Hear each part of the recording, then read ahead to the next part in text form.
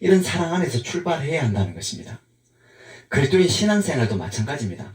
모든 그리스도인들의 신앙생활은 이런 하나님의 사랑 안에서 시작되어야 제대로 된 열매를 맺는 신앙생활이 될 수 있다는 것입니다. 오늘 여러분과 저의 신앙생활이 이런 사랑이 기초가 된 신앙생활이 되기를 바랍니다.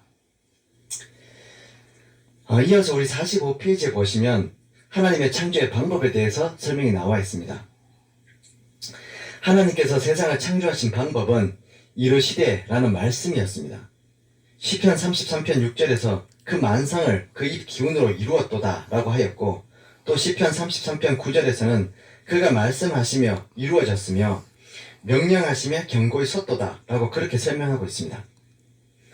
우리가 살고 있는 이 세상은 말씀으로 이루어지고 말씀으로 견고하게 하신 바로 그런 세상이라는 것이죠. 이것이 창조 이야기입니다. 하나님의 창조 이야기를 한마디로 하면 말씀이 현실이 된 세상입니다.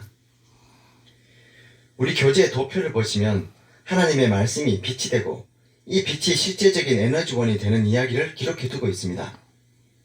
실제적으로 인간이 하나님의 말씀을 들으면 이것이 인간의 신경 조직에 에너지로 전달되어서 꺼져 있던 유전인자의 불을 켜게 한다는 것이 이것이 현대의학의 과학으로 증명된 사실입니다. 사람의 유전자는 기능과 필요에 따라서 불이 들어왔다 꺼졌다 하는데 여러 가지 스트레스 환경에 과도하게 노출이 되면 기능을 해야 하는 그 유전자가 제 기능을 발휘하지 못하게 됩니다. 그래서 불이 꺼져버리게 된다는 것입니다. 그러면 그 결과로 사람은 질병을 얻게 됩니다. 이렇게 유전자는 인생이 접하는 많은 정보들의 영향을 받습니다. 그 정보들이 어떤 것입니까?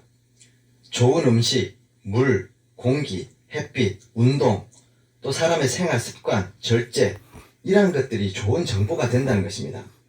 그런데 이러한 정보들 중에 가장 중요한 정보는 바로 하나님의 생명의 계시입니다. 이 계시를 우리가 지난 시간에 크게 두 가지로 살펴보았습니다. 일반 계시와 특별 계시. 근데 여러분, 일반 계시는 역사, 양심, 인간관계, 천연계라고 하였고, 특별 계시는 하나님의 말씀인 성경과 예수 그리스도라고 하였습니다. 이런 하나님의 계시가 망가진 인간의 유전자를 가장 확실하고 완전하게 회복시키는 최고의 생명의 에너지가 된다는 것입니다. 이러한 사실을 아는 것이 얼마나 중요한 일입니까? 모든 그리스도인들이 하나님이 원하시는 삶을 살게 되는 것은 하나님의 계시의 위력을 깨닫고 사는 것입니다. 우리가 잘 알고 있는 백부장의 이야기는 하나님의 말씀이 생명이 된다는 사실을 증명하는 대표적인 예입니다. 이 백부장의 믿음이 어떤 것이었습니까? 주님, 말씀만 하십시오. 그러면 내 종이 낫겠습니다. 라는 믿음이었습니다. 하나님의 특별 계신 이 말씀이 곧 생명이라는 사실을 이 이방인 백부장이 알고 있었다는 것이죠. 그래서 예수님께서 내가 이스라엘 중에도 이만한 믿음을 만나보지 못했다 라고 칭찬하신 것입니다. 또 다른 예로 우리는 무엇을 먹고 삽니까? 성경을 보면